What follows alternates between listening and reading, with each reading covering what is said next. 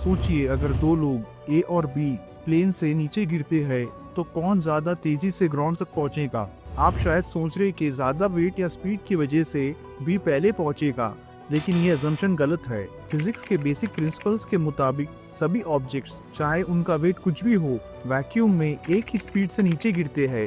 लेकिन हमारी धरती पर हवा की वजह से ड्रैग या फ्रिक्शन का असर होता है, जो गिरने की स्पीड को बदल सकता है। आज की हमारी सर्वाइवल की कहानी इसी फिजिक्स के लॉस पर आधारित है।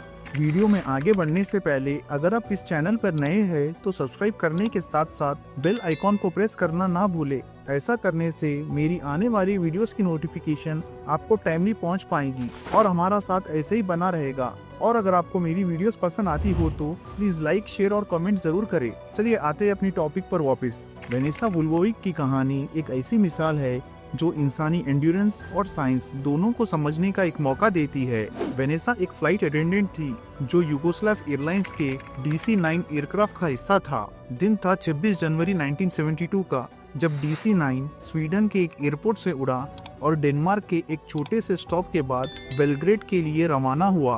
किसी ने प्लेन में एक बॉम्ब इंस्टॉल किया था जो उड़ान के कुछ ही वक्त बाद फट गया। ब्लास्ट इतना जबरदस्त था कि प्लेन हवा में ही 2 टुकड़ों में टूट गया और 33,000 फीट की ऊंचाई से नीचे गिर गया। प्लेन के 28 पैसेंजर्स और क्रू मेंबर्स में से 27 लोग इंस्टेंट मर गए, पर वेनेसा, जो प्लेन के टेल सेक्शन में थी, एक स्नोई माउंटेन पर जा गिरी। इस हालत में भी वो जिंदा थी। रेस्क्यू टीम जब पहुंची तो वेनेसा कोमा में चली गई और उसका पूरा जिस्म फ्रैक्चर्ड था।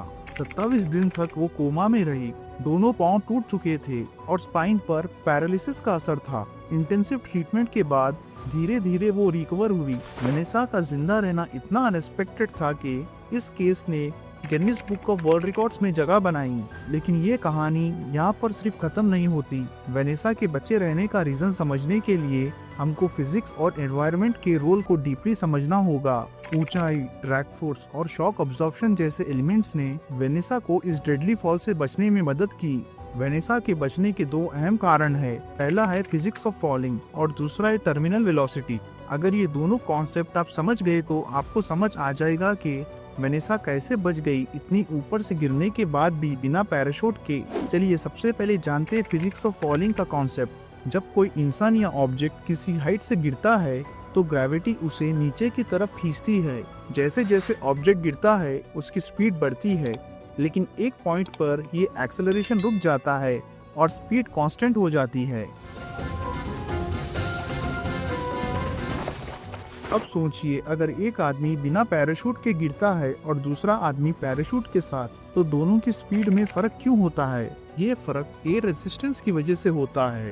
पैराशूट का सरफेस एरिया ज्यादा होता है, जो ज्यादा एयर मॉलिक्यूल्स से टकराता है और ज्यादा ड्रैग क्रिएट करता है। इसी वजह से पैराशूट वाला आदमी धीरे गिरता है। दूसरी तरफ बिना पैराशूट के गिरने वाले इंसान का सरफेस एरिया कम होता है, इसीलिए एयर मॉलिक्यूल्स उससे कम रेसिस्ट करते हैं और उसकी स्पीड ज्यादा होती है। चलिए अब जानते हैं दूसरा कॉन्सेप्ट, टर्मिनल वेलोसिटी का मतलब क्या होता है। अगर एक आदमी बुर्ज खलीफा की हाइट से कूदता है तो वो टर्मिनल वेलोसिटी तक पहुंच जाता है। आपको बताते चलो कि बुर्ज खलीफा की हाइट है 2722 फीट।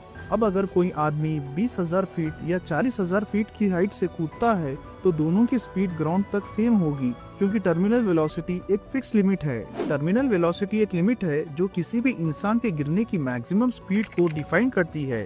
टर्मिनल वेलोसिटी के कॉन्सेप्ट को समझने से वेनेसा के सर्वाइवल का राज भी समझ आता है।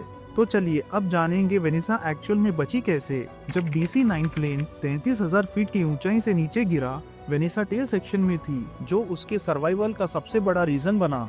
सबसे पहला फैक्टर सरफेस एरिया था। प्लेन का टेल काफी बड़ा और फ्लैट था, जो हवा के मॉलिक्यूल से टकराते वक्त ड्रैग क्रिएट कर रहा था। ये ड्रैग प्लेन की गिरने की स्पीड को स्लो करने में मददगार था।